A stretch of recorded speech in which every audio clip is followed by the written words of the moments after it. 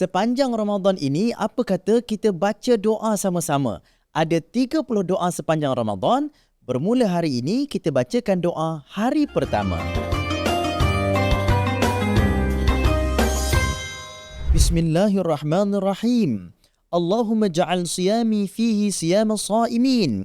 وقيامي فيه قيام القائمين ونبحني فيه عن نومة الغافلين وهب لي جرمي فيه يا إله العالمين واعف عني يا عافيا عن المجرمين.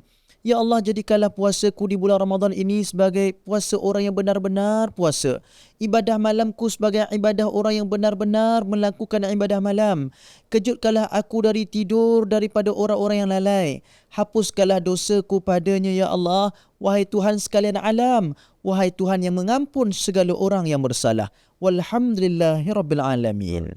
Ikuti saya sepanjang Ramadan ini setiap hari untuk kita bacakan doa-doa yang terbaik bagi Ramadan kita. Amalkan, pasti mustajab.